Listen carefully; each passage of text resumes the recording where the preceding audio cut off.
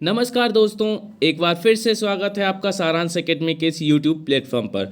जैसा कि आपको पता है कि हम पेपर 1 के पार्ट ए की यूनिट 5 यानी कि मध्य प्रदेश की रियासतों की एक नई सीरीज़ लेकर आए थे, जिसके अंतर्गत हमने भोपाल रियासत और गोंडवाना रियासत को अच्छी तरीके से पहली और दूसरी वीडियो के अंतर्गत कहानी के रूप में कंप्लीट कर लिया था।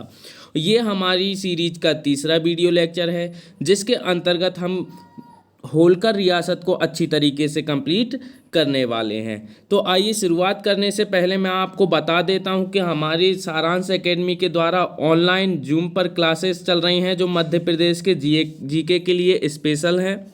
इनके डेमो के लिए आप इस नंबर पर व्हाट्सअप कर सकते हैं और अधिक जानकारी के लिए इस पर कॉल भी कर सकते हैं। तो आइए शुरुआत करते हैं होलकर रियासत की। होलकर रियासत की शुरुआत करने से पहले मैं आपको बोलना चाहूँगा कि वीडियो को अंत तक ज़रूर देखिएगा। अगर वीडियो पसंद आए तो लाइक कीजिएगा, पसंद ना आए तो डिसलाइक कीजिएगा। ठीक है दोस्तों, चलो शुरुआत करते हैं होलकर रियासत की। आपको जैसा कि पता है कि होलकर जो रियासत है वो इंदौर के आसपास के क्षेत्र में निवासरत हुआ करती थी। यानी कि इंदौर के आसपास का जो क्षेत्र हुआ करता था वो मैप के माध्यम से मैंने आपको बताया है, और यही जो क्षेत्र था वो क्या कहलाता था, होलकर रियासत कहलाता था।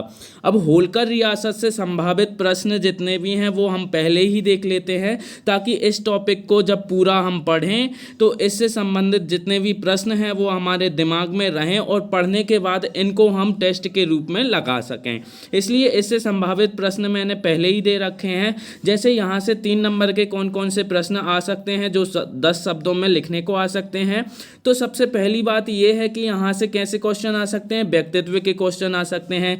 जैसे कि मल्हार राव होलकर आ सकता है, देवी अहिल्याबाई आ सकता है, तुकोजी राव प्रथम होलकर आ सकता है, यशवंत राव होलकर आ सकता है, मंदसौर की संधि आ सकती है, तिरला का युद्ध आ सकता है, वसीन की संधि आ सकती है, मल्हार राव द्वितीय आ सकते हैं, तुकोजी राव होलकर द्वितीय आ सकते हैं, शिवाजी राव होलकर, यशवंत राव होलकर और तुकोजी राव होलकर तृतीय आ सकते हैं। तो ये संभावित प्रश्न हो जाते हैं जो कि 3 नंबर में होलकर रियासत से बहुत ज़्यादा इम्पोर्टेंट हो जाते हैं। फिर उसके बाद 5 नंबर के प्रश्न देख लेते हैं जो कि होलकर रियासत से अत्यंत महत्वपूर्ण हो जाते हैं। तो सबसे पहला प्रश्न हो जाता है कि होलकर रियासत पर टिप्पणी कीजिए। दोस्तों, मैंने आपको पहले ही बताया था कि हर रियासत पर टिप्पणी लिखने को अलग से 5 नंबर में आ सकता है। तो हर रियासत में एक क्वेश्चन तो महत्वपूर्ण हो ही जाता है, जो है होलकर रियासत या फिर कोई सी अन्य रियासत पर टिप्पणी लिखिए। इसलिए इस प्रश्न को हल्के में नहीं लेना है, इस पर 5 स्टार लगा कर रखना है। ये प्रश्न एग्जाम में ज़रूर पूछा जा सकता है। दूसरा प्रश्न आ सकता है मल्हार राव होलकर के बारे में बताएं, क्योंकि मल्हार राव होलकर जो हैं होलकर रियासत के संस्थापक हैं, और होलकर रियासत के संस्थापक होने के नाते इन्होंने कुछ महत्वपूर्ण कार्य भी किए होंगे और इनकी कुछ कहानी भी रही होगी। इसलिए मल्हार राव होलकर के बारे में हमें बताने को आ सकता है। उसके बाद इस वंश की सबसे प्रतापी शासिका और सबसे महत्वपूर्ण शासिका देवी अहिल्याबाई, जिनके शासनकाल को स्वर्णकाल कहा जाता है, उनके शासन पर टिप्पणी लिखने को आ सकता है। फिर उसके बाद होलकर रियासत की स्थापत्य के बारे में आ सकता है, जैसे कि राजवाड़ा हो गया, जैसे कि उनका मल्हारगंज हो गया, आदि के बारे में टिप्पणी लिखने को आ सकता है। और अंत में एक प्रश्न जो कि ज़्यादा इम्पोर्टेंट तो नहीं है लेकिन फिर भी पूछा जा सकता है कि 1857 की क्रांति में होलकर रियासत के महत्व को बताइए। तो इस प्रकार 5 प्रश्न 5 नंबर में यहाँ से बनते हैं जो इम्पोर्टेंट हो जाते हैं। इसके अलावा कोई भी प्रश्न ऐसा नहीं है जो इस रियासत से आ सके। फिर इसके बाद 11 नंबर में हम देखते हैं, तो 11 नंबर में होलकर रियासत से एक प्रश्न महत्वपूर्ण हो ही जाता है, वो है निबंध लिखने का। क्योंकि 11 नंबर में 250 शब्दों में या 200 शब्दों में हमको उत्तर लिखना है, और उत्तर लिखने के लिए एक निबंध टाइप का हमें लिखने को ज़रूर आ सकता है 11 नंबर में, जो हमें लिखना होगा। फिर इसके बाद दूसरा प्रश्न आ सकता है तुकोजी राव प्रथम के शासन एवं कार्यों के बारे में, या फिर देवी अहिल्याबाई के शासन एवं कार्यों के बारे में, क्योंकि ये दोनों शासक जो थे इन्हीं के द्वारा महत्वपूर्ण कार्य होलकर रियासत के अंतर्गत किए गए थे। इसके बाद एक प्रमुख प्रश्न जो है 11 नंबर में यहाँ से बन सकता है, जो कि 200 शब्दों में लिखना रहेगा। वो रहेगा कि होलकर रियासत के प्रमुख शासकों का उल्लेख कीजिए। अब आप केवल शासकों का उल्लेख तो करेंगे नहीं, शासकों के साथ साथ क्या करेंगे, आप उनके कार्यों का भी उल्लेख करेंगे, उनके द्वारा क्या क्या कार्य किए गए और उनका शासनकाल कितना रहा। तो इस प्रकार से होलकर रियासत से 3 महत्वपूर्ण प्रश्न हो जाते हैं, जिनमें से 2 पर तो आप स्टार लगा ही लीजिए।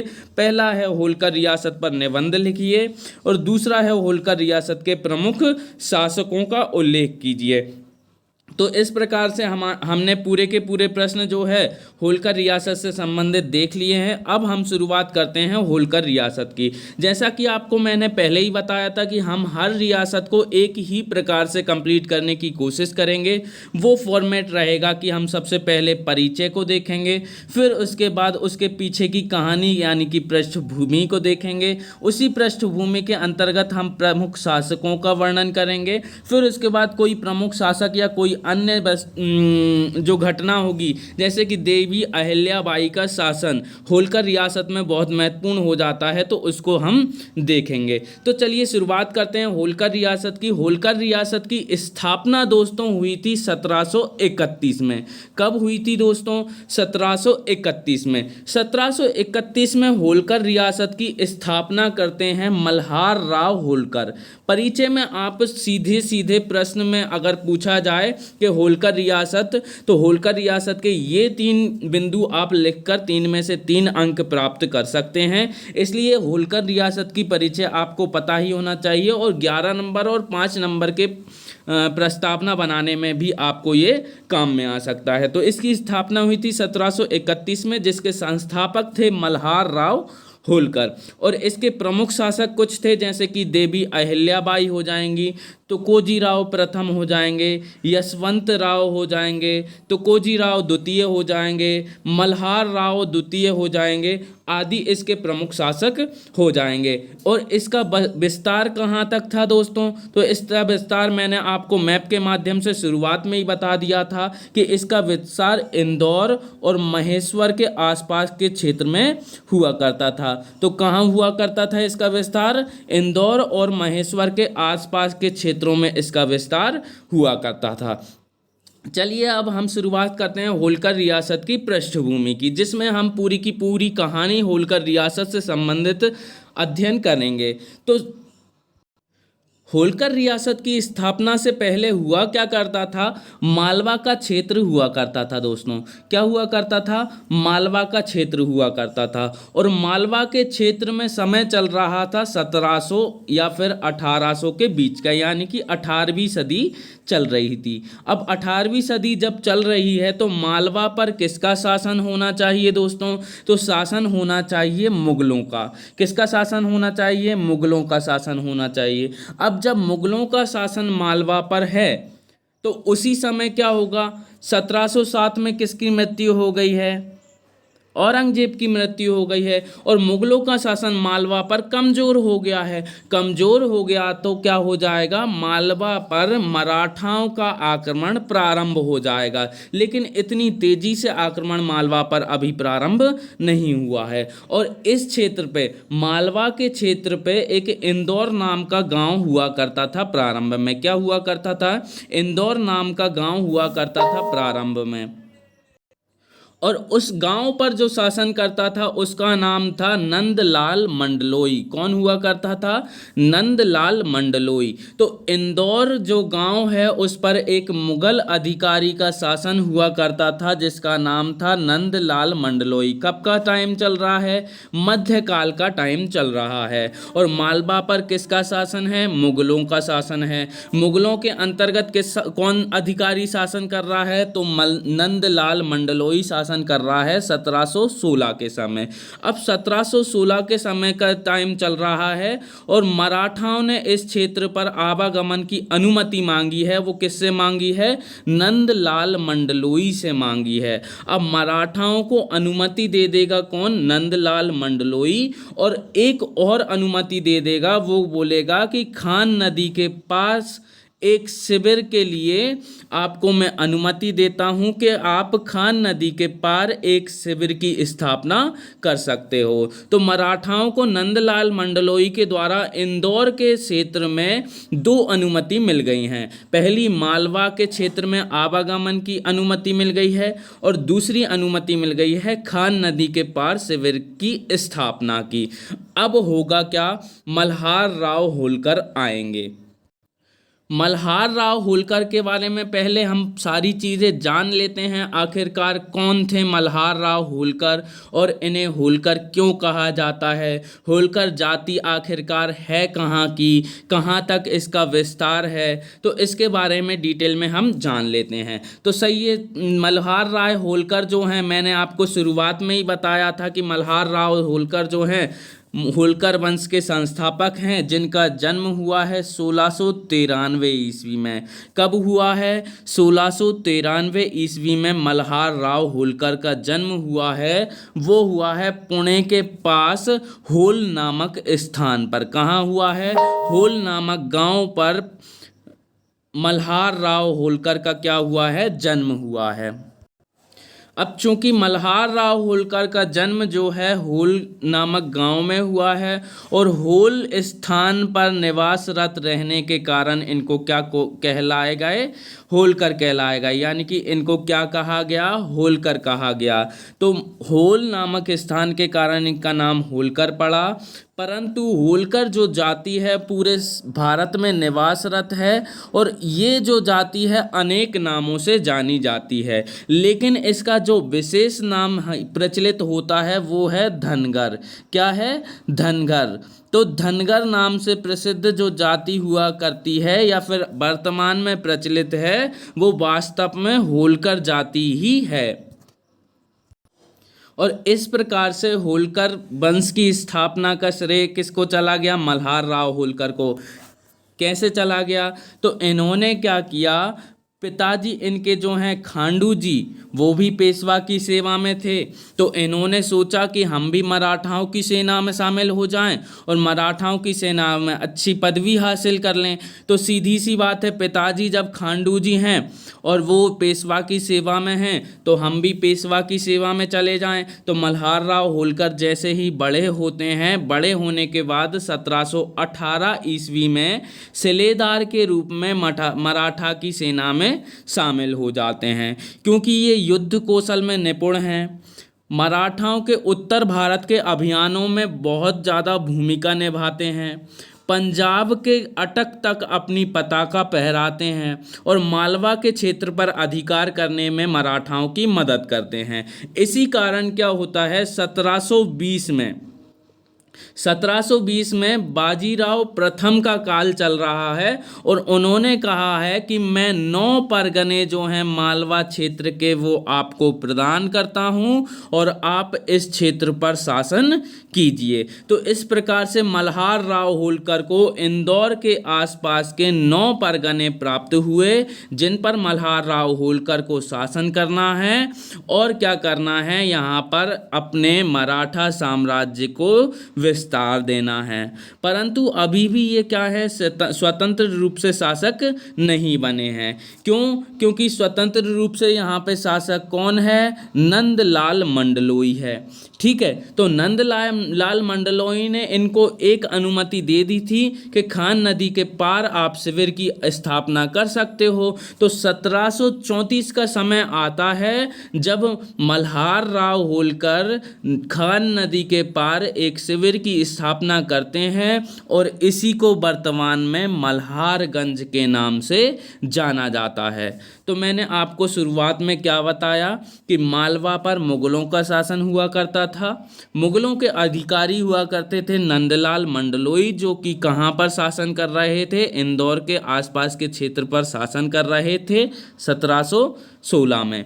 फिर उसके बाद होता क्या है कि मराठाओं का इस क्षेत्र में आवागमन लगा रहता है, तो नंदलाल मंडलोई उन्हें अनुमति दे देते हैं, बोले आप यहाँ पर आवागमन कर सकते हो। फिर उसके बाद एक और अनुमति इन्हें प्राप्त हो जाती है कि खान नदी के पार एक शिविर की स्थापना आप कर सकते हो।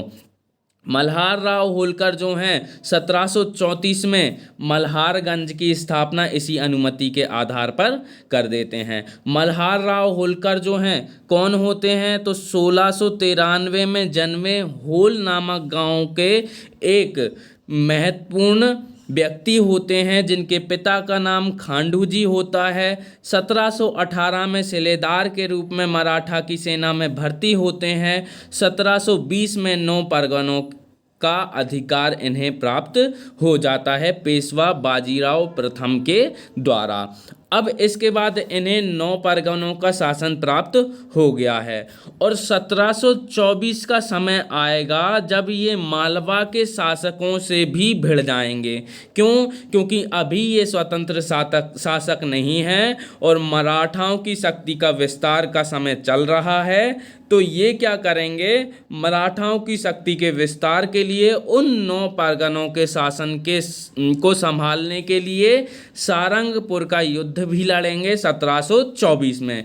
अब 1724 में मालवा का शासक हुआ करता था गिरधर, और गिरधर और मल्हार राव के बीच युद्ध होता है सारंगपुर का, जिसमें विजय होती है मल्हार राव होलकर की। अब मल्हार राव होलकर की शक्ति और ज़्यादा बढ़ जाती है और मराठाओं में इन्हें 5 स्तंभों में से एक मान लिया जाता है। इसलिए इन्हें 1728 में 12 जागीरें मालवा क्षेत्र में प्राप्त हो जाती हैं। किसके द्वारा? मराठाओं के पेशवा द्वारा क्या हो जाती हैं? 12 जागीरें प्राप्त हो जाती हैं। अब 1731 का समय आता है इन्हीं के काल में, और एक और युद्ध इन्हें लड़ना पड़ता है जिसका नाम होता है तिरला का युद्ध। क्या नाम होता है? तिरला का युद्ध। तो मालवा के शासक इस समय हुआ करते हैं दया बहादुर। कौन हुआ करते हैं? दया बहादुर। तो दया बहादुर के साथ मल्हार राव होलकर को क्या करना पड़ा है? युद्ध करना पड़ा है 1731 में, जिसका नाम है तिरला का युद्ध। इससे पहले एक 1724 में युद्ध करना पड़ा था मालवा के शासक के साथ, जिसका नाम था गिरधर, और इसमें भी मल्हार राव होलकर की विजय होती है। तिरला के युद्ध में भी मल्हार राव होलकर की विजय होती है। तो इस प्रकार दोनों युद्धों में किसकी विजय हो जाती है? मल्हार राव होलकर की विजय हो जाती है। अभी भी स्वतंत्र शासक के रूप में मालवा में, इंदौर में, महेश्वर में कहीं भी मल्हार राव होलकर की स्थापना नहीं होती है, यानी कि होलकर रियासत की स्थापना नहीं होती है। अंततः 1734 में, माफ़ कीजिएगा दोस्तों, 1731 में, अंततः 1731 में जब तिरला का युद्ध ये जीत जाते हैं तो मराठा इन्हें स्वतंत्र शासक घोषित कर देते हैं और 5वां स्तंभ बनाकर इन्हें इंदौर के क्षेत्र में रियासत सौंप देते हैं। इस प्रकार से कौन संस्थापक हो जाता है होलकर रियासत का? मल्हार राव होलकर। कैसे हो जाता है आपको पूरी की पूरी कहानी पता चल गई है। मैं एक बार और रिपीट कर देता हूँ। मल्हार राव होलकर का जन्म 1693 में होल नामक स्थान पर हुआ था, जिसके कारण इन्हें होलकर कहा जाता था। इनके पिताजी खांडू जी थे, जो पेशवा की सेवा में थे, और पेशवा की सेवा में होने के कारण 1718 में एक सिलेदार के रूप में मल्हार राव भी मराठा की सेना में शामिल होते हैं। 1720 में इन्हें 9 परगनों के शासन का अधिकार प्राप्त हो जाता है। उस समय नंदलाल मंडलोई जो हैं मालवा के इंदौर क्षेत्र पर अधिकार किए हुए थे, क्योंकि मुगलों का शासन जो है मालवा पर चल रहा था। मराठाओं के आगमन की अनुमति और खान नदी के पार शिविर के लिए अनुमति नंदलाल मंडलोई द्वारा दे दी जाती है, और इसी अनुमति के आधार पर 1734 में मल्हार राव होलकर एक शिविर की स्थापना करते हैं, जो अब मल्हारगंज के नाम से जाना जाता है। तो इस प्रकार से जब सारंगपुर का युद्ध वो जीत जाते हैं, कौन? मल्हार राव, और 1721 में तिरला का युद्ध भी जीत जाते हैं, तो मराठा उन्हें एक स्वतंत्र राज्य के रूप में, रियासत के रूप में इंदौर साम्राज्य या फिर इंदौर रियासत को सौंप देते हैं, और होलकर रियासत की स्थापना हो जाती है। होलकर रियासत की स्थापना के बाद कुछ समय के लिए तो वहाँ पर शासन किया जाता है मल्हार राव होलकर के द्वारा, लेकिन समय आता है 1761 का। 1761 का समय कौन सा समय है? जब पानीपत का तृतीय युद्ध होगा। आपको पता है पानीपत का तृतीय युद्ध किस किस के बीच होता है? तो मराठाओं के बीच होता है और अहमद शाह अब्दाली के बीच होता है। मराठाओं के जो नेतृत्वकर्ता होते हैं वो होते हैं सदाशिवराव भाऊ। दोस्तों एक बात याद रखिएगा कि मल्हार राव होलकर को बहुत ज़्यादा इज्जत दी जाती थी पेशवा बाजीराव प्रथम के द्वारा, ठीक है। फिर उसके बाद बालाजी बाजीराव के द्वारा भी बहुत ज़्यादा इज्जत दी जाती थी। लेकिन जब सदाशिव राव भाऊ के साथ ये कहाँ गए? पानीपत के तृतीय युद्ध में लड़ने के लिए सदाशिव राव की सहायता करने के लिए गए, तो सदाशिव राव भाऊ ने क्या किया? अनुचित व्यवहार किया। किनके साथ? मल्हार राव होलकर के साथ, जिसके कारण क्या हो गया? मल्हार राव होलकर युद्ध के बीच में से ही वापस आ जाते हैं और पूरी तरह से सदाशिव राव भाऊ को सहयोग नहीं देते हैं। इस प्रकार से पानीपत के तृतीय युद्ध में इनकी थोड़ी सी महत्वाकांक्षाएं सामने आ जाती हैं और मराठाओं से थोड़ी सी इनकी अनबन भी हो जाती है। 1763 में नवीन सनद निर्धारित की जाती है, जिसके तहत इन्हें इंदौर की बड़ी सी रियासत दोबारा से प्राप्त हो जाती है और उस पर शासन करना ये स्वतंत्र रूप से कर रहे होते हैं। 1766 में आखिरकार इनकी मृत्यु हो जाती है। तो मैंने आपको मल्हार राव होलकर की स्टोरी के बारे में बताया है कि मल्हार राव होलकर जो हैं जन्मे होते हैं होल नामक स्थान पे, जिसके कारण इन्हें होलकर कहा जाने लगता है। पिताजी खांडोजी पेशवा जो हैं उनकी सेवा में होते हैं। इसी कारण से मल्हार राव होलकर भी सेलेदार के रूप में मराठा की सेना में शामिल होते हैं। 1720 में इन्हें 9 परगने मिल जाते हैं, क्योंकि ये उत्तर भारत के अभियानों में मराठाओं का साथ देते हैं।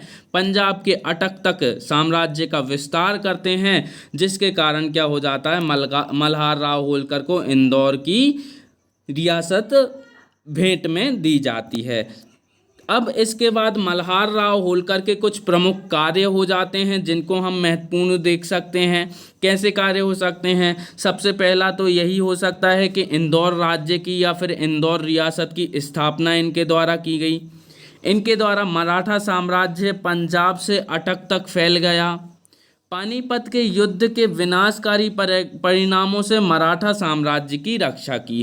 कैसे की? कि सदाशिव राव भाऊ के साथ तो इन्होंने युद्ध नहीं लड़ा, लेकिन वापस आकर बालाजी बाजीराव के साथ विचार विमर्श किया और परिणामों को घातक सिद्ध होने से रोक लिया।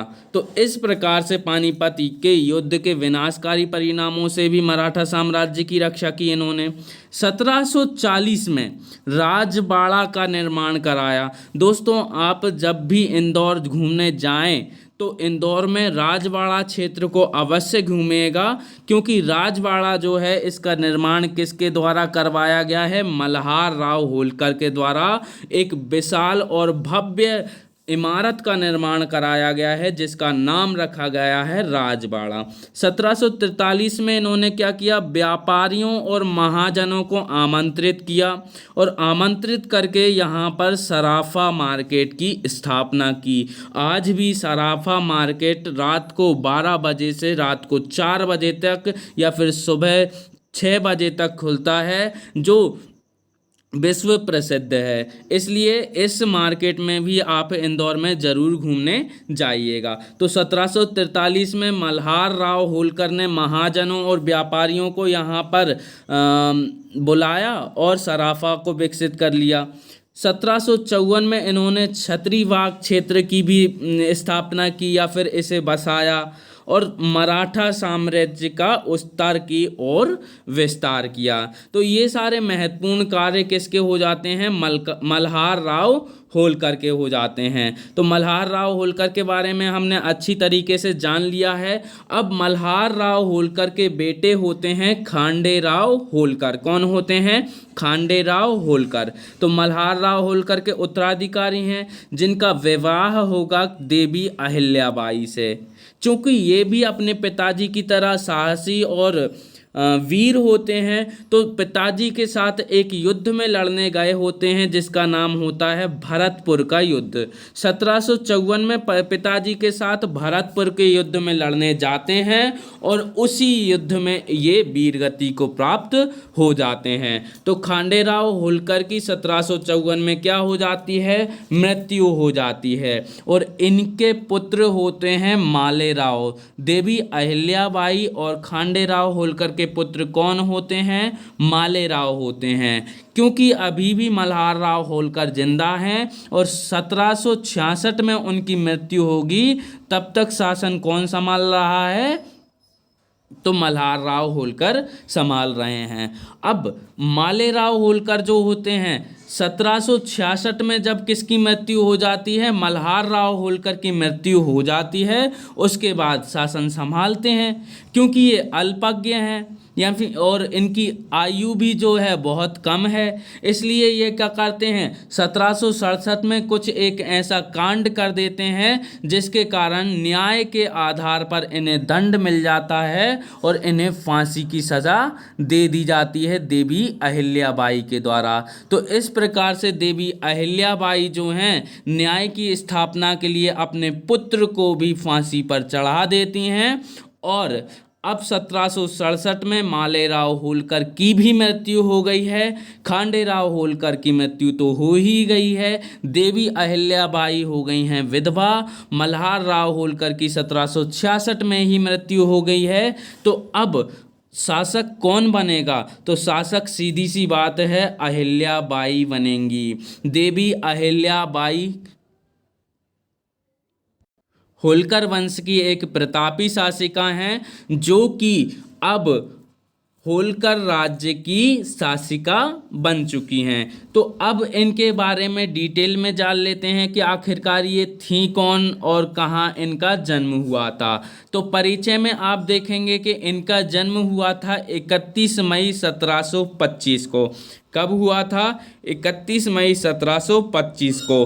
और कहाँ हुआ था? तो महाराष्ट्र के अहमदनगर जिले के पास चौंडी नामक ग्राम में इनका जन्म हुआ था। और इनका विवाह जो है 12 वर्ष की उम्र में खांडे राव होलकर के साथ हो जाता है। दोस्तों वास्तव में होता क्या है कि अहिल्याबाई होलकर जो हैं अत्यधिक सुंदर, अत्यधिक कुशाग्र बुद्धि वाली, वीर, साहसी, निपुण महिला होती हैं शुरुआत से ही। तो इनके जो व्यक्तित्व हैं उससे प्रभावित होकर मल्हार राव होलकर जो होते हैं इनका हाथ जो है मांग लेते हैं। किसके लिए? अपने पुत्र खांडे राव होलकर के लिए। तो इस प्रकार से 12 वर्ष की उम्र में अहिल्याबाई होलकर का खांडे राव होलकर से हो जाता है विवाह।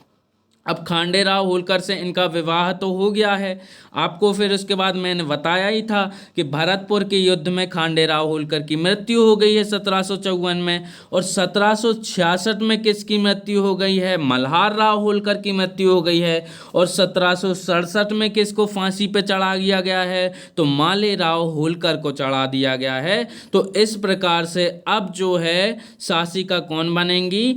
अहिल्याबाई बनेंगी। तो इनका शासनकाल प्रारंभ होता है 1767 से 1795 तक। और इनका जो राजत्व का सिद्धांत होता है वो होता है मातृतुल्य। क्योंकि इनका मातृतुल्य राजत्व का सिद्धांत होता है, इसी के कारण अहिल्याबाई को एक नाम से जाना जाता है पूरी रियासत में, जो होता है राजमाता। यानी कि इनके मातृतुल्य राजत्व के कारण इन्हें राजमाता के नाम से जाना जाने लगता है। क्योंकि ये धार्मिक और दार्शनिक प्रवृत्ति की भी शासिका थी, इसलिए इन्हें दार्शनिक रानी के नाम से भी जाना जाता है। क्योंकि अब ये देख लीजिए आप कौन है? देवी अहिल्याबाई होलकर हैं। ठीक है, तो अब इनके द्वारा कुछ महत्वपूर्ण कार्य कराए गए होंगे, क्यों इसीलिए तो इन्हें क्या कहा जाता है? राजमाता कहा जाता है, या फिर इनके शासनकाल को क्या कहा जाता है, स्वर्णकाल कहा जाता है। तो आप जान लीजिए कि इनके द्वारा कौन कौन से कार्य कराए गए। सबसे पहला कार्य क्या कराएगा कि इंदौर जैसे छोटे गांव को विशाल और समृद्धशाली नगर के रूप में इन्होंने ही बसाया। पहले जो इंदौर था एक छोटे से गांव के रूप में था, उसे विशाल और समृद्धशाली नगर बनाने में सबसे महत्वपूर्ण योगदान किसका है, तो देवी अहिल्याबाई होलकर का है। दूसरा कार्य क्या करती हैं ये, क्योंकि जो है धार्मिक प्रवृत्ति की महिला होती हैं और शिव की अनन्य भक्त होती हैं, इसलिए अपनी राजधानी जो है इंदौर से परिवर्तित करके नर्मदा के तट पर, कहाँ पर, नर्मदा के तट पर महेश्वर में स्थापित करती हैं। और उन्हीं के प्रयासों से देश भर के बुनकर जो हैं महेश्वर में आकर बस जाते हैं और महेश्वर को साड़ियों का या फिर वस्त्रों का प्रमुख केंद्र बना देते हैं। इसलिए महेश्वर वर्तमान में भी साड़ियों का प्रमुख केंद्र माना जाता है। फिर इसके बाद चौथा कार्य इनके द्वारा क्या कराया जाता है, तो चौथा कार्य मालवा क्षेत्र में राजमार्गों का जाल बिछाना इनके द्वारा संपन्न कराया जाता है। पांचवा कार्य ये करती हैं, क्योंकि धार्मिक प्रवृत्ति की महिला हैं तो इसलिए ये मंदिरों का निर्माण करवाएंगी। तो सोमनाथ मंदिर, काशी विश्वनाथ मंदिर का इन्होंने पुनर्निर्माण कराया। उसके अलावा बनारस में अन्नपूर्णा मंदिर का निर्माण कराया और बनारस में ही अहिल्या घाट का भी निर्माण कराया। उसके बाद इन्होंने गया में विष्णुपाद मंदिर का निर्माण कराया। कोलकाता में माफ़ कीजिएगा दोस्तों, कोलकाता से बनारस तक सड़क की निर्माण कराया। फिर उसके बाद 8वें नंबर पर अगर देखा जाए तो अपने न्याय के लिए ये प्रसिद्ध थी, क्योंकि अपने न्याय के लिए इन्होंने अपने पुत्र मालेराव को भी नहीं छोड़ा। शांति व्यवस्था अपने क्षेत्र में बहुत अच्छी तरीके से स्थापित की। न्याय व्यवस्था इन्होंने अच्छी सुदृढ़ की। सुशासन स्थापित किया। महिला सशक्तिकरण पर बल दिया और महिला सशक्तिकरण के नाते विधवा महिला हुआ करती थी तो विधवा महिलाओं को संपत्ति के अधिकार दिए गए इनके द्वारा। ये जो महिला थी यानी कि अहिल्याबाई, इन्होंने क्या किया था, राज्य का प्रबंध एक ट्रस्टी के रूप में किया था। उसके अलावा इन्होंने महान कूटनीतिज्ञ का परिचय दिया। कैसे कि अंग्रेजों से जब पेशवा संधि करने जा रहे थे तो इन्होंने पेशवाओं से कहा था कि अंग्रेजों से निकटता बढ़ाना भालू के साथ निकटता बढ़ाना है।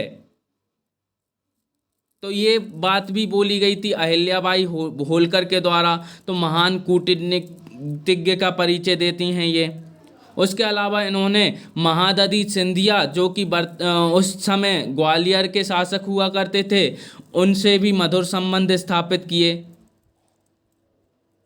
उज्जैन उस समय महादजी सिंधिया का प्रमुख केंद्र था, तो उज्जैन और इंदौर पास में होने के कारण क्या हो सकते थे, प्रतिद्वंद हो सकते थे। किस किस के बीच, महादजी सिंधिया और अहिल्याबाई होलकर के बीच में। लेकिन फिर भी महादजी सिंधिया और अहिल्याबाई होलकर के बीच में ऐसे कोई भी कटु संबंध स्थापित नहीं हुए, बल्कि मधुर संबंधों की स्थापना अहिल्याबाई के द्वारा की गई। इसका अलावा और क्या कार्य किए, ये अलग तरीके से भी हम लिख सकते हैं कि निर्माण कार्य इस प्रकार से किए। सड़कें, सराय, अस्पताल, कुएं, तालाब का निर्माण कराया। 1777 में काशी विश्वनाथ के मंदिर बनाए। बनारस में अन्नपूर्णा मंदिर और अहिल्या घाट निर्माण किया। सेनापति के रूप में तुकोजी राव को सेनापति बनाया। शांति और सुरक्षा के लिए यशवंतराव होलकर द्वारा सभी सुधार कार्य करवाए गए। शांति और सुरक्षा के लिए इन्होंने न्याय को सीधे रानी के दरबार में आने को कहा, यानी कि न्याय के लिए कोई भी व्यक्ति जो है कहाँ आ सकते हैं, सीधे रानी के दरबार में आ सकते हैं। ये इनके द्वारा प्रबंध किए गए। महिला सशक्तिकरण के लिए आपको बता ही दिया है कि विधवा को संपत्ति का उत्तराधिकार दे दिया गया और महिला शिक्षा की भी व्यवस्था की गई। निर्माण कार्यों में महिलाओं की सुविधाओं के लिए विशेष ध्यान रखे गए। तो ये महिला सशक्तिकरण इनके द्वारा किया गया। उसके अलावा बहुत सारे ऐसे कार्य इनके द्वारा किए गए जो कि विश्व प्रसिद्ध हैं, और देवी अहिल्याबाई का शासनकाल इसी कारण से क्या कहा जाता है, स्वर्णकाल कहा जाता है, होलकर साम्राज्य का या फिर होलकर रियासत का। अब इसके बाद क्या होता है, 1795 में देवी अहिल्याबाई की मृत्यु हो जाती है, क्योंकि देवी अहिल्याबाई का कोई उत्तराधिकारी तो है नहीं। मालेराव होलकर की मृत्यु हो गई है, उत्तराधिकारी नहीं है, तो एक दत्तक पुत्र होते हैं मल्हार राव होलकर के। किसके? मल्हार राव होलकर के दत्तक पुत्र होते हैं, जिनका नाम होता है तुकोजी राव प्रथम। क्या नाम होता है? तुकोजी राव प्रथम। क्योंकि ये उम्र में तो देवी अहिल्याबाई से बड़े होते हैं, लेकिन फिर भी ये किसको, देवी अहिल्याबाई को माता मानते हैं और इनके सेनापति के रूप में कार्यरत होते हैं। कब? जब देवी अहिल्याबाई का शासन चल रहा होता है। तो तुकोजी राव होलकर को सेनापति के रूप में भी नियुक्त किया जाता है देवी अहिल्याबाई के द्वारा प्रारंभ में, लेकिन बाद में जब देवी अहिल्याबाई की अब मृत्यु हो गई है, शासन कोई संभाल नहीं सकता है, तो तुकोजी राव होलकर ही क्या बन जाते हैं, होलकर वंश के अगले उत्तराधिकारी बन जाते हैं और शासन का संचालन करने लगते हैं। तो 1795 से लेकर 1797 तक का जो शासनकाल प्रारंभ होता है वो होता है तुकोजी राव होलकर का, तुकोजी राव प्रथम का। मल्हार राव होलकर के दत्तक पुत्र हैं, अहिल्याबाई के सेनापति भी रह चुके हैं, भरतपुर के राजा को पराजित भी करते हैं और साम्राज्य का विस्तार भी करते हैं। लेकिन 3 साल के छोटे से शासनकाल में इनके द्वारा यही कार्य बस किए जाते हैं। इसके बाद इनकी मृत्यु हो जाती है और उत्तराधिकार को लेकर संघर्ष प्रारंभ हो जाते हैं। उत्तराधिकार को लेकर संघर्ष जैसे ही प्रारंभ होते हैं तो तुकोजी राव होलकर के पुत्र होते हैं यशवंत राव होलकर। क्या नाम होता है? यशवंत राव होलकर। यशवंत राव होलकर जो हैं उत्तराधिकार के प्रश्न पर हस्तक्षेप करने वाले दौलत राव सिंधिया से परेशान हो जाते हैं। क्यों परेशान हो जाते हैं? क्योंकि दौलत राव सिंधिया क्या कर देते हैं, इनके बड़े भाई मल्हार राव की हत्या कर देते हैं तज्जनित के युद्ध में। कौन से युद्ध में? तज्जनित के युद्ध में। ठीक है, तो अब दौलत राव सिंधिया से परेशान है यशवंत राव होलकर, क्योंकि उन्होंने क्या किया है, तज्जनित के युद्ध में उनके बड़े भाई मल्हार राव होलकर का वध कर दिया है। तो अब यशवंत राव होलकर क्रोधित हो जाएंगे बहुत ज़्यादा। क्रोधित होने के बाद क्या करेंगे, सिंधिया राज्य पर निरंतर आक्रमण करेंगे और उस पर लूटपाट मचाएंगे। लूटपाट मचाएंगे तो 1802 में क्या होगा कि पेशवा और सिंधिया आपस में एक साथ एकजुट हो जाएंगे और क्या बोलेंगे कि हम यशवंत राव होलकर के साथ संयुक्त रूप से युद्ध करेंगे। तो पेशवा और सिंधिया संयुक्त रूप से होलकर को पराजित करने की, यशवंत राव होलकर को पराजित करने की योजना बनाते हैं, लेकिन ऐसा होता नहीं है। 1802 में पेशवा और सिंधिया की संयुक्त सेना जो है यशवंत राव होलकर की सेना से पराजित हो जाती है और पेशवा भागकर जो है वसई चले जाते हैं। वसई में जाकर वे करते हैं अंग्रेज़ों से बेसिन की संधि। आपको बेसिन की संधि याद होगी ही, क्योंकि आप जब मॉडर्न हिस्ट्री पढ़ते हो तो आपको पता है कि बेसिन की संधि जो है वो द्वितीय आंग्ल मराठा युद्ध के लिए उत्तरदायी है। द्वितीय आंग्ल मराठा युद्ध के लिए उत्तरदायी है बेसिन की संधि। तो अब द्वितीय आंग्ल मराठा युद्ध होगा किस किस के बीच? यशवंत राव होलकर और अंग्रेजों के बीच। अंग्रेजों से अकेले युद्ध करने की नीति बनाते हैं 1804 में यशवंत राव होलकर और कोटा में अंग्रेजों को खदेड़ देते हैं। अंग्रेजों का नेतृत्व कौन कर रहा था उस समय? तो जनरल वेलेस्ली कर रहे थे। जनरल वेलेस्ले खत लिखते हैं लॉर्ड ल्यूक को और कहते हैं कि अगर यशवंतराव होलकर को अभी नहीं रोका गया तो वो सभी राजाओं के साथ मिलकर अंग्रेजों को भारत से खदेड़ देंगे। तो लॉर्ड ल्यूक क्या करते हैं, अंग्रेजों को की रक्षा के लिए वेलेस्ले के साथ खड़े हो जाते हैं और सिंधिया और पेशवा को अपनी ओर मिला लेते हैं। सिंधिया और पेशवा जो हैं धोखा दे देते हैं यशवंतराव होलकर को। फिर उसके बाद यशवंतराव होलकर दोबारा से सोचते हैं कि अब मैं अंग्रेज़ों से अकेले ही लोहा लूँगा और भरतपुर के राजा रणजीत सिंह के साथ हाथ मिला लेते हैं। युद्ध करते समय क्या होता है, राजा रणजीत सिंह भी क्या करते हैं, अंग्रेज़ों के साथ मिल जाते हैं और यशवंतराव होलकर को दोबारा से धोखा मिल जाता है।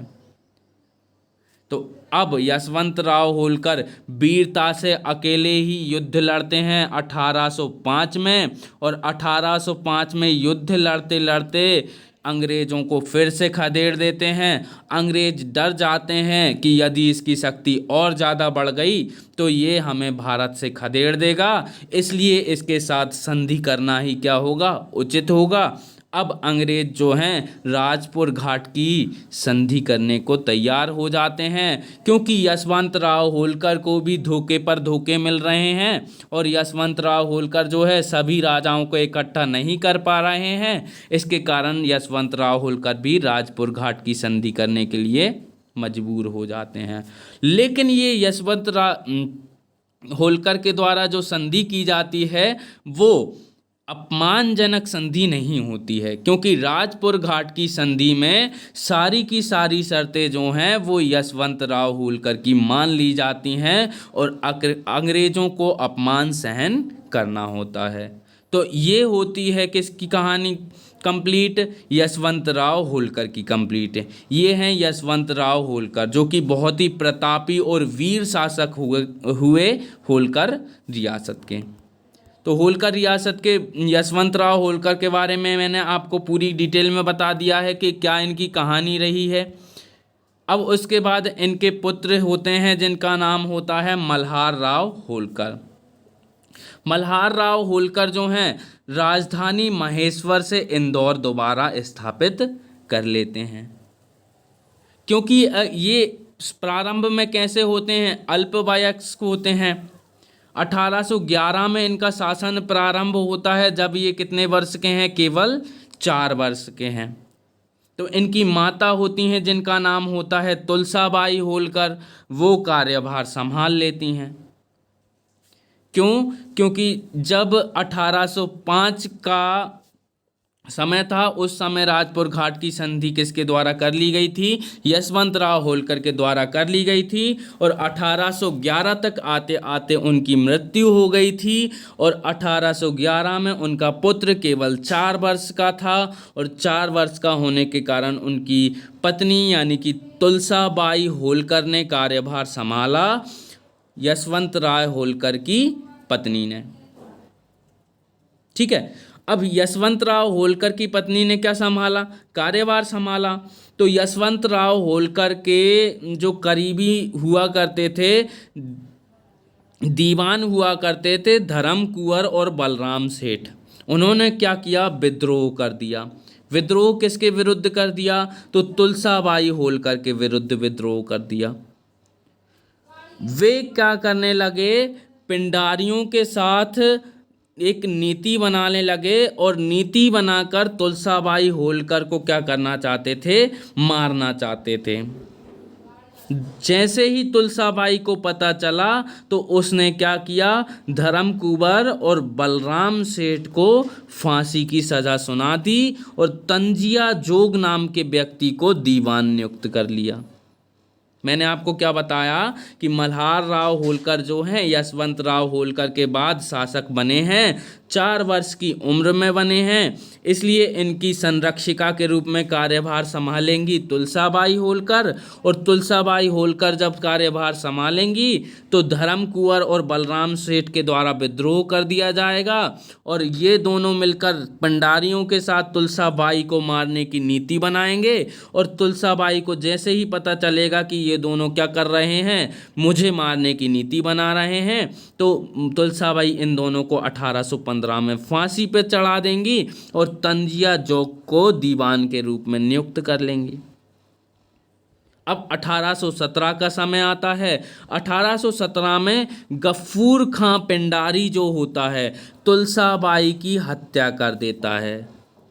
किसकी हत्या कर देता है? तुलसाबाई की हत्या कर देता है छुपकर। अब 1817 में तुलसाबाई की हत्या हो गई है। अब क्या होगा? महीदपुर की लड़ाई होगी। कौन कौन मिलकर लड़ेंगे? तो गफूर खां और अंग्रेज एक तरफ होंगे और दूसरी तरफ होंगे मल्हार राव होलकर तृतीय। मल्हार राव होलकर तृतीय जो हैं, गफूर खां से तो बदला लेना ही चाहते हैं, उसके साथ साथ क्या करना चाहते हैं? अंग्रेजों से भी बदला लेना चाहते हैं। ठीक है, तो अब अंग्रेजों से भी बदला लेना चाहते हैं, उसके साथ साथ गफूर खां से भी बदला लेना चाहते हैं, लेकिन धोखेबाजी से गफूर खां क्या करता है? मल्हार राव तृतीय को जो है पराजित कर देता है, और अब मल्हार राव होलकर जो हैं वो हार जाते हैं, और हारने के कारण 1818 में मंदसौर की अपमानजनक संधि करने को तैयार हो जाते हैं। और मंदसौर की अपमानजनक संधि किस किस के बीच में होती है? अंग्रेजों और मल्हार राव होलकर तृतीय के बीच में होती है। तो मल्हार राव होलकर तृतीय के बीच में और अंग्रेजों के बीच में मंदसौर की संधि कब होती है? 1818 में होती है। क्यों होती है? क्योंकि महीदपुर की लड़ाई में जो है मल्हार राव होलकर तृतीय हार गए हैं। किससे? अंग्रेजों से और अब्दुल गफूर खां से, जो कि एक पिंडारी है। ठीक है, तो अब मंदसौर की अपमानजनक संधि करेंगे। मंदसौर की अपमानजनक संधि जो है वो 5 नंबर में पूछी जा सकती है, इसलिए इसको अलग से मैंने लिख कर दे दिया है आपको। इसकी तिथि जो है 6 जनवरी 1818 है। मल्हार राव तृतीय और अंग्रेजों के बीच होती है। इसके कुछ प्रावधान ये हैं। अंग्रेज कंपनी अपना संरक्षण प्रदान करती है। किसको? होलकर रियासत को। अमीर खां को नवाब की उपाधि देकर अंग्रेजों द्वारा मुक्त कर दिया जाता है। राजस्थान रियासत की वसूली का अधिकार अब अंग्रेजों को प्राप्त हो जाता है। सतपुड़ा के दक्षिण के अधिकार समाप्त हो जाते हैं। राजपूतों की नियुक्ति स्वनिर्णय से नहीं की जाती है। एक सेना व रेजिमेंट ब्रिटिश सरकार की तरफ से राज्य में रख दी जाती है। तो ये जो है मंदसौर की अपमानजनक संधि होती है, जो कि किसमें? महीदपुर की लड़ाई में हारने के कारण जो है माननी पड़ती है। अब महीदपुर के बाद मंदसौर की संधि हो गई है। अब शासक जो हैं दुर्बल आएंगे तो शासक आते हैं हरिराव होलकर। 1834 में इनका शासनकाल रहता है। राज्य को आर्थिक बदहाल कर देते हैं। कैसे कर देते हैं? ये वास्तव में खुद नहीं करते हैं, अंग्रेजों द्वारा इनसे सारी शक्तियां छीन ली जाती हैं। तो सारी शक्तियां छीनने के कारण क्या हो जाता है? आर्थिक रूप से राज्य कैसा हो जाता है? बदहाल हो ही जाता है। इसके बाद अगले शासक जो होते हैं वो 1844 में शासक बनते हैं, जिनका नाम होता है तुकोजीराव होलकर द्वितीय। क्योंकि तुकोजीराव होलकर प्रथम जो है मल्हार राव होलकर के दत्तक पुत्र थे, उन्हीं के नाम पर अगले शासक बनते हैं तुकोजीराव होलकर द्वितीय। 1844 में शासक बनते हैं और इसी के समय पे क्या होता है? 1857 का स्वतंत्रता संग्राम होता है। और स्वतंत्रता संग्राम में क्या करते हैं? ये मऊ की सैन्य छावनी के नेतृत्व करने वाले शहादत खां की छुपकर सहायता करते हैं। ऊपर तो अंग्रेजों की सहायता करते हैं, लेकिन भीतर क्या करते हैं? ये शहादत खां की सहायता करते हैं। इसके अलावा कुछ अन्य कार्य भी इनके द्वारा करवाए जाते हैं, जैसे कि स्टेट मिल, कपड़ा उद्योग की स्थापना इनके द्वारा करवाई जाती है, रेल लाइन को विकसित कराया जाता है, दुकानों की व्यवस्था कराई जाती है, इंदौर को शिक्षा के केंद्र के रूप में स्थापित इन्हीं के द्वारा किया जाता है। तो तुकोजीराव होलकर के ये कार्य हो जाएंगे। फिर उसके बाद आप देख लीजिए राव होलकर के बाद कौन आते हैं, तो शिवाजी राव होलकर जो हैं शासक बनते हैं तुकोजीराव होलकर के बाद। 1876 से 1903 तक इनका शासन चलता है। इसके बीच में भी बहुत सारे शासक आते हैं, लेकिन वो बहुत ज़्यादा इम्पोर्टेंट नहीं होते हैं, इसलिए उनको हम कवर नहीं करने वाले हैं। तो शिवाजी राव होलकर जो हैं उसके बाद महत्वपूर्ण शासक आते हैं थोड़े से। 1876 से इनका शासनकाल प्रारंभ होता है और 1903 तक चलता है। कुछ इनके द्वारा कार्य करवाए जाते हैं, जैसे कि 1889 में इंदौर टेक्निकल इंस्टीट्यूट नामक संस्था की स्थापना करते हैं। ये इंदौर में शिव विलास महल और सुख विलास महल का निर्माण करवाते हैं। बड़वाह में दरियाब महल का निर्माण करवाते हैं। होलकर महाविद्यालय की स्थापना करते हैं। तो ये प्री में भी आपके लिए फैक्ट जरूरी हो जाते हैं और मेंस के पॉइंट ऑफ व्यू से 3 नंबर में आपका प्रश्न भी तैयार हो जाता है। फिर इसके बाद अगले शासक होते हैं तुकोजीराव होलकर तृतीय, जो 1903 से 1926 तक शासन करते हैं इंदौर रियासत पर या फिर होलकर रियासत पर। तुकोजीराव होलकर के द्वारा कुछ काम किए जाते हैं, जैसे रोगियों के लिए राज्य में सैनिटोरियम की स्थापना की जाती है। 10 अप्रैल 1914 को सुप्रसिद्ध हुकुमचंद मिल की स्थापना इंदौर में इनके द्वारा की जाती है। खाद्य सामग्री की कीमत बढ़े ना ज़्यादा, बढ़ेगी कैसे कीमत, जब विदेशों में भेजेंगे और राज्य में खाने को नहीं बचेगा तो कीमत सीधी सी बात है बढ़ जाएगी, क्योंकि सामग्री जो है वो कम हो जाएगी। तो इन्होंने क्या किया है कि खाद्य सामग्रियों की कीमत जो है बढ़े ना, इसलिए निर्यात पर प्रतिबंध लगा देते हैं। विधवा विवाह और सिविल मैरिज एक्ट इनके द्वारा होलकर रियासत में पारित किए जाते हैं। अपने ही राज्य में रैयतवाड़ी व्यवस्था को कायम करते हैं। क्योंकि रैयतवाड़ी व्यवस्था से सीधा संबंध किसानों से स्थापित किया जा सकता है और किसानों की बदहाली को दूर किया जा सकता है। न्याय व्यवस्था में भी सुधार करते हैं और त्रिस्तरीय कोर्ट की स्थापना करते हैं। ग्राम न्यायालय, जनपद न्यायालय और जिला न्यायालय के नाम से 3 स्तरों पर कोर्ट की स्थापना तुकोजीराव होलकर करते हैं। अब इसके बाद अंतिम शासक हो जाते हैं, जिनका नाम होता है यशवंतराव होलकर द्वितीय। तो यशवंतराव होलकर द्वितीय कौन होते हैं? यशवंतराव होलकर द्वितीय जो हैं अंतिम शासक होते हैं, जिनका शासनकाल होता है 1926 से 1947 तक, और 1950 में ये होलकर रियासत को भारत में विलय कर देंगे। ठीक है। तो 1935 को श्री क्षत्रिय धनगर सेवा संघ की भी इनके द्वारा स्थापना की जाती है। 1935 में हवाई अड्डे का निर्माण भी इनके द्वारा करवाया जाता है इंदौर में। 1939 में बड़ा जलाशय बनाया जाता है, जिसका नाम होता है यशवंतराव होलकर सागर या फिर यशवंत सागर। होलकर क्रिकेट टीम का भी निर्माण कराया जाता है इनके द्वारा। यशवंतराव होलकर चिकित्सालय, जिसे एम.बाय हॉस्पिटल के नाम से जाना जाता है, इसका भी निर्माण किसके द्वारा कराया जाता है? यशवंतराव होलकर के द्वारा कराया जाता है।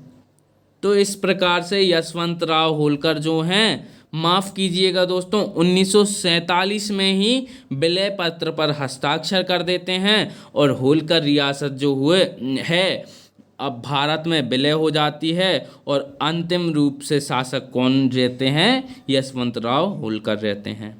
ये होती है होलकर रियासत कंप्लीट। और होलकर रियासत के बारे में आपको दोबारा से मैं थोड़ा सा बता देता हूँ कि होलकर रियासत कैसे कैसे हमने पढ़ ली है। तो होलकर रियासत में सबसे पहले हमने परिचय देखा था, जिसके अंतर्गत हमने 1721 में इसकी स्थापना देखी थी और इसके संस्थापक देखे थे मल्हार राव होलकर। प्रमुख शासक देखे थे देवी अहिल्याबाई, तुकोजी राव प्रथम, यशवंत राव होलकर। फिर इसके बाद इसका विस्तार इंदौर, महेश्वर और उसके आसपास के क्षेत्र में देखा था। पृष्ठभूमि में देखा था कि मालवा पर मुगलों का शासन हुआ करता था। फिर उसके बाद मुगलों के शासन के अंतर्गत नंदलाल मंडलोई जो है यहाँ पर शासन कर रहे थे, जिन्होंने आवागमन की अनुमति दी थी और खान नदी के पास एक शिविर की स्थापना की अनुमति दी थी, है ना। और मल्हार राव होलकर वहाँ पर शिविर की स्थापना 1734 में करते भी हैं, जो वर्तमान में मल्हारगंज के नाम से प्रसिद्ध है। मल्हार राव के बारे में हमने परिचय देखा था और डिटेल भी देखी थी कि इनका जन्म होल नामक गांव पे 1693 में होता है और ये इनके पिता होते हैं खांडू जी। खांडू जी होते हैं जो पेशवा की सेवा में भर्ती थे और पेशवा की सेवा में भर्ती होने के कारण मल्हार राव होलकर भी क्या होते हैं, पेशवा की सेवा में भर्ती हो जाते हैं। सेलेदार के रूप में कार्यभार संभाल लेते हैं 1718 में। और 1718 के बाद 1720 में इनकी उपलब्धियों को देखते हुए, इनकी वीरता और साहस को देखते हुए, उत्तर भारत के अभियानों को देखते हुए 9 परगनों का शासन इसे सौंप देते हैं और अब मालवा के इंदौर रियासत की स्थापना की ओर कदम बढ़ा लेते हैं मल्हार राव होलकर। 1724 में सारंगपुर का युद्ध जीतते हैं। 1728 में इन्हें 12 जागीरें प्राप्त हो जाती हैं और अंततः 1731 में तिरला का युद्ध जीतते हैं और तिरला का युद्ध जीतते ही ये स्वतंत्र रूप से होलकर रियासत की स्थापना कर लेते हैं। 1731 के बाद 1761 का समय आता है जब ये पानीपत का तृतीय युद्ध लड़ने जाते हैं। सदाशिव राव भाऊ की अनुचित व्यवहार के कारण ये दोबारा से वापस आ जाते हैं और 1763 में इन्हें नई सनद प्राप्त होती है और इंदौर के बड़े क्षेत्र पर इनका अधिकार हो जाता है और 1766 में इनकी मृत्यु हो जाती है। इसके बाद इनके कार्य देखे थे हमने और इनके पुत्र को देखा था। पुत्र खांडेराव होलकर थे, जिनका विवाह देवी अहिल्याबाई से होता है। भरतपुर के युद्ध में 1754 में इनकी मृत्यु हो गई थी। इनके पुत्र का नाम था मालेराव और इनके पिता भी 1766 में मर जाते हैं। अब 1766 में जब मर गए हैं तो मालेराव होलकर जो हैं वो शासन करेंगे, क्योंकि ये अल्पवयस्क हैं। 1767 में इन्होंने कुछ ऐसा काम कर दिया जिसके कारण देवी अहिल्याबाई इन्हें फांसी पर चढ़ा देती हैं। अब 1767 के पश्चात अहिल्याबाई ही क्या बनेंगी, शासक बनेंगी और 1795 तक क्या करेंगी, शासन करेंगी। शासन करेंगी तो इनका शासन जो है मातृ तुल्य राजत्व के सिद्धांत पर आधारित है, इसलिए इन्हें राजमाता कहा जाता है। धार्मिक प्रवृत्ति की है, इसलिए दार्शनिक रानी कहा जाता है। देवी अहिल्याबाई के द्वारा बहुत सारे कार्य करवाए गए और इन कार्यों को जब हमने देखा उसके बाद हमने देखा कि देवी अहिल्याबाई की जैसे ही मृत्यु हो जाती है, अब उत्तराधिकारी है नहीं, तो मल्हार राव होलकर के जो दत्तक पुत्र हैं तुकोजी राव होलकर प्रथम, वो क्या बनते हैं, शासक बनते हैं। शासक बनते हैं तो भरतपुर राज्य को अपने राज्य में मिला लेते हैं और साम्राज्य का विस्तार करते हैं। तुकोजी राव होलकर 3 वर्ष के छोटे से शासनकाल के पश्चात मृत्यु को प्राप्त हो जाते हैं और 1798 में उत्तराधिकार का युद्ध छिड़ जाता है। उत्तराधिकार के युद्ध में दौलत राव सिंधिया जो हैं हस्तक्षेप करते हैं और तुकोजी राव होलकर के बड़े भाई मल्हार राव को क्या कर देते हैं, मार देते हैं। किस में मार देते हैं, तज्जनित के युद्ध में मार देते हैं, जिसके कारण जो है यशवंत राव होलकर सिंधिया राज्य पर बहुत ज़्यादा क्रोधित हो जाते हैं और सिंधिया राज्य पर बहुत ज़्यादा आक्रमण करते हैं, लूटपाट मचाते हैं। 1802 में सिंधिया और पेशवा सोचते हैं कि हम दोनों मिलकर यशवंत राय होलकर की सेना को पराजित कर लें। तो यशवंत राय होलकर की सेना तो पराजित नहीं होती है, लेकिन पेशवा जो है हारने के कारण भागकर बेसिन की संधि कर लेते हैं अंग्रेजों से और बेसिन की संधि जो है द्वितीय आंग्ल मराठा युद्ध का कारण बन जाती है। द्वितीय आंग्ल मराठा युद्ध का कारण बनने के कारण 1804 में अंग्रेजों से युद्ध करना पड़ता है यशवंतराव होलकर को, और कोटा में अंग्रेजों को खदेड़ देते हैं यशवंतराव होलकर। जब जनरल वेल्लेस्ले खदेड़े जाते हैं तो उनके द्वारा एक पत्र लिखा जाता है लॉर्ड ल्यूक को, और कहा जाता है कि यशवंतराव होलकर को हराना ज़रूरी हो गया है। अब यशवंतराव होलकर जो हैं सिंधिया को अपने साथ मिलाना चाहते हैं, भोसले को अपने साथ मिलाना चाहते हैं, लेकिन कोई मिलता नहीं है, तो भरतपुर के रंजीत सिंह को अपने साथ मिलाते हैं और अंग्रेज़ों से लोहा लेते हैं 1805 में। लेकिन भरतपुर के रंजीत सिंह भी क्या करते हैं, इनके साथ धोखा कर देते हैं, और लास्ट में यशवंत सिंह राव को जब धोखे ही धोखे मिलते हैं तो सीधी सी बात है ये क्या करते हैं, राजपुर घाट की संधि कर लेते हैं अंग्रेज़ों के साथ, और अंग्रेज़ों का जो संधि प्रस्ताव है उसे मान लेते हैं।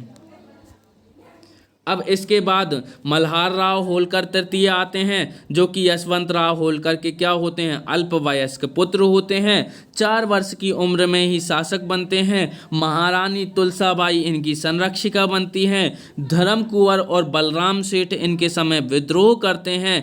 विद्रोह कैसे करते हैं, तो पिंडारियों के साथ मिलकर तुलसाबाई की हत्या की योजना बनाते हैं।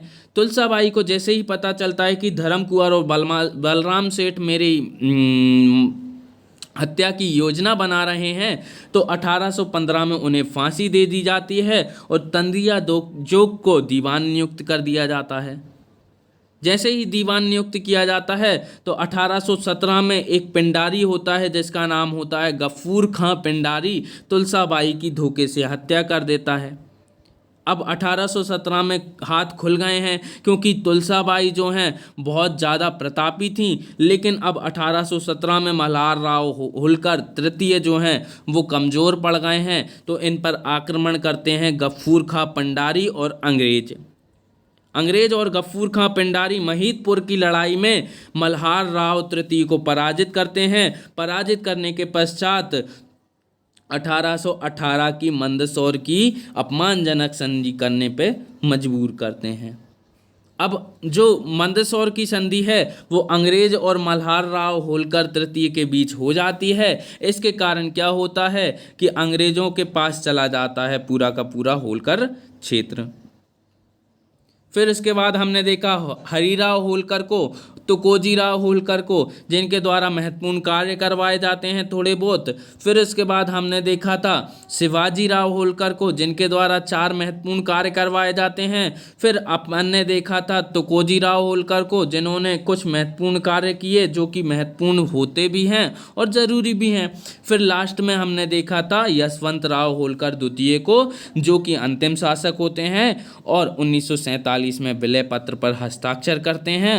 अब भारत में होलकर रियासत का विलय हो जाता है।